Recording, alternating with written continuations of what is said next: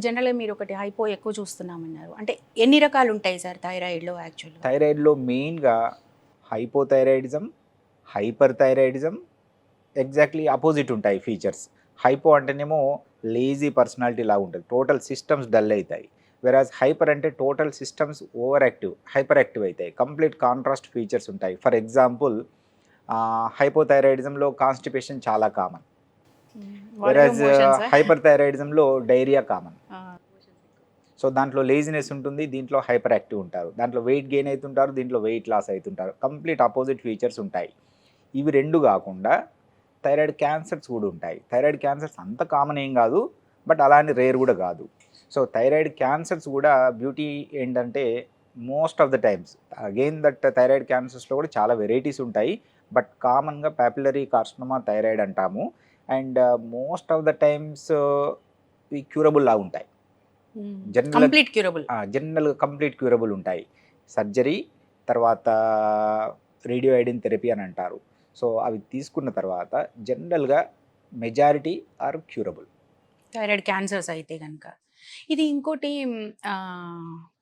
Auto immune thyroid problem అని కూడా అంటారు. ఆటో ఇమ్యూన్ అంటే ఫర్ ఎగ్జాంపుల్ ఇప్పుడు 90% హైపోథైరాయిడిజం చూసే వాటిలలో ఈ ఫెమిలియల్ అని చెప్పాను కదా, most of the time genetic runs in family.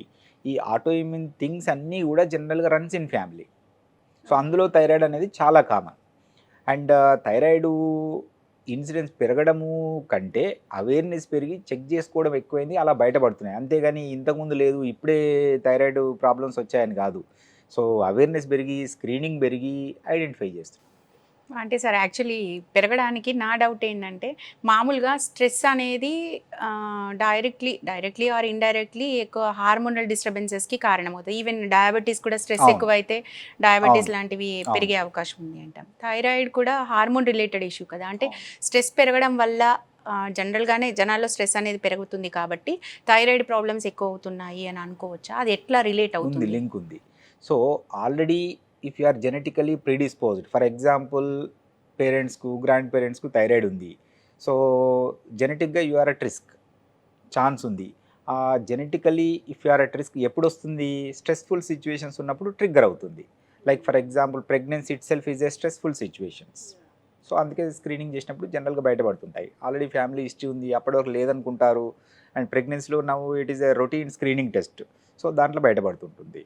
So any stressful situations ఉన్నప్పుడు already if you are genetically predisposed trigger అవుతుంది. అంటే సార్ క్రానిక్గా ఉండే అవసరం లేదు స్ట్రెస్, అంటే అప్పుడు కొంచెం అంటే అక్యూట్గా స్ట్రెస్గా ఫీల్ అయినా కూడా అది బయటపడొచ్చు అంటారా?